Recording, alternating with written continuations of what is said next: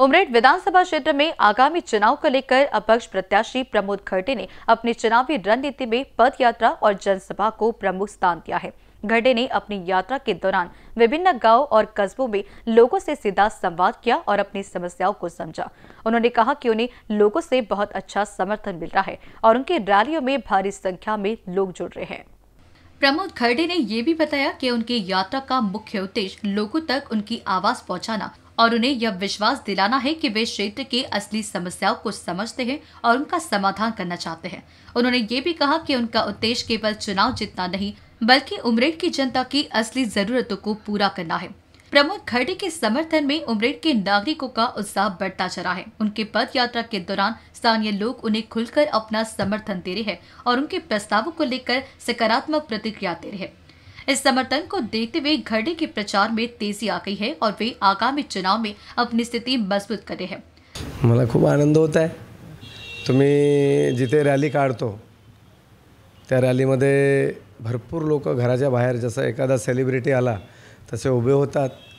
स्वतःच त्या कारव्यामध्ये जसं साऊथमध्ये नाही का एखादा पिक्चर असतो, साऊथमध्ये कसे लोक एकदम जोशाने निघतात तसे पोरं जोशाने निघतात आणि खूप चांगला प्रतिसाद देतात।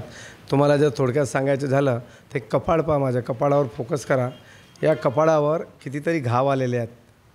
ते घाव माझ्या बहिणी मला ओवाळणी घालतात आणि ते अक्षित लावतात तेव्हा भरपूर प्रमाणात म्हणजे समजून घ्या की हे कपाळ दिसत आहे। खूप छान प्रतिसाद मिळत आहे।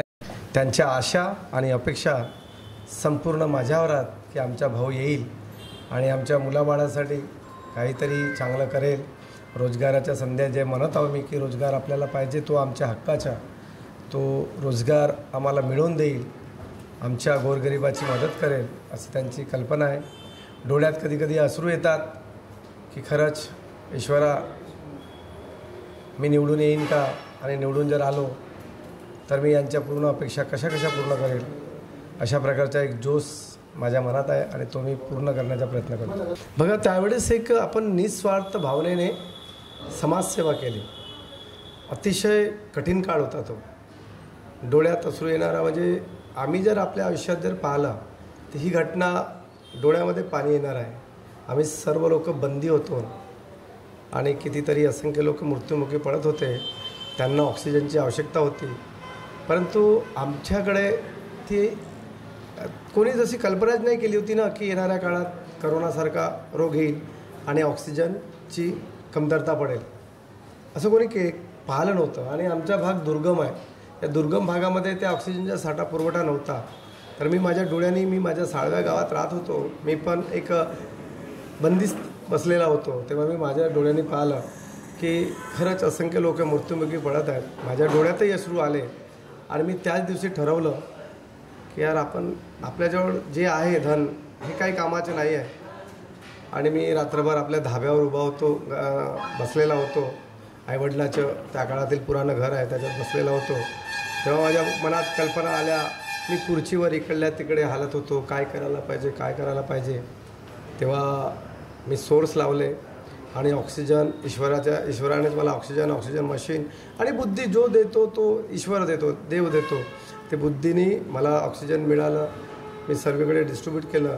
जवळपास 2417 लोकांना माझं ऑक्सिजन त्यांच्या तोंडामध्ये गेलं आणि एवढे लोक प्राण वाचवले, त्याचं बहुत मोठं कर्तव्य।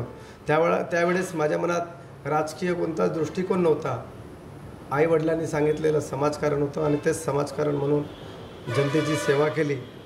त्याच्यानंतर हा एक पडाव चालू झाला, कारण की 5 वर्षापूर्वी राजकारण कोणाच्या मनात नसतं।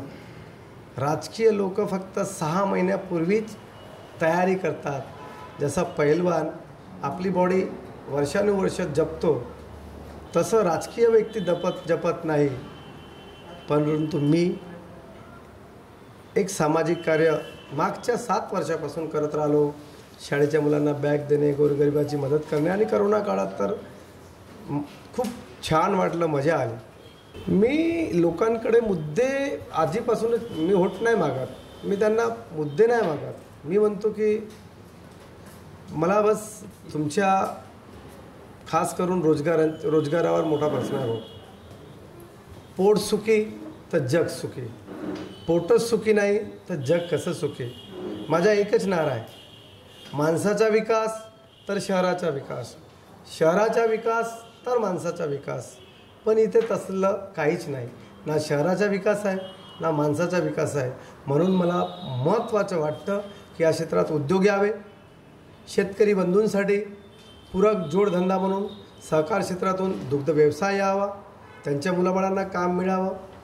आमच्याकडे ज्या MIDC खाली पडलेल्या आहेत, ओसाड आहेत, त्यांच्यामध्ये कारखाने यावेत आणि आमच्या शिकलेल्या युवकांना त्यांच्या शिक्षणाप्रमाणे काम मिळावं आणि त्यांच्या पोटाची भाकर मिळावी.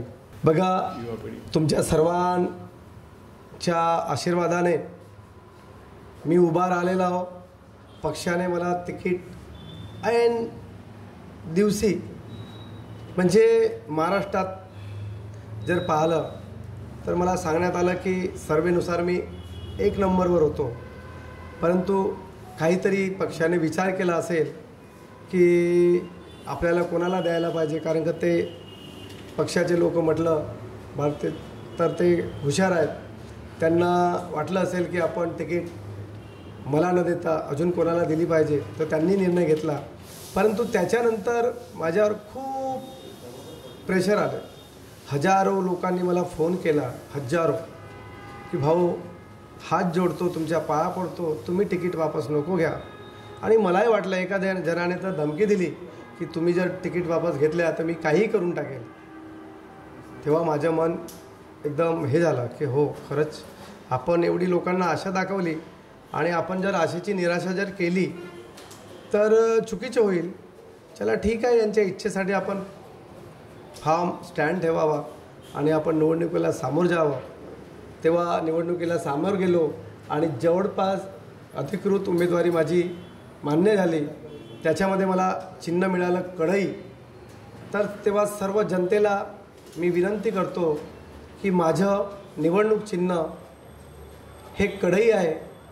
त्याच्या बॅलेटवर नंबर 8वा क्रमांक आहे. तर कढई हे चिन्ह 8व्या क्रमांकावर असून त्याला भरघोष मताने निवडून द्या, जेणेकरून आपल्या क्षेत्रातील शेतकरी पुत्र अपक्ष उमेदवार म्हणून घोषित होईल. आणि मी येणाऱ्या काळात, आता तुमच्या मागं समोर स्वप्न आहे, प्रश्न आहे की मी कोणत्या पक्षात जाईन. कारण की आजच्या घडीला काय होतं की कोणी या पक्षातून त्या पक्षात, त्या पक्षातून या पक्षात, त्यांच्या आपल्या राजकीय हेतूनुसार जातात. तर जनतेने मला प्रश्न विचारतात जागोजागी की तुम्ही कोणत्या पक्षात जाणार आहात. तेव्हा मी जनतेला हेच सांगू इच्छितो की मी जनतेच्या उमेदवार आहो आणि मी जनतेच्याच मनाने ज्या पक्षात म्हणेल त्या पक्षात जाईल.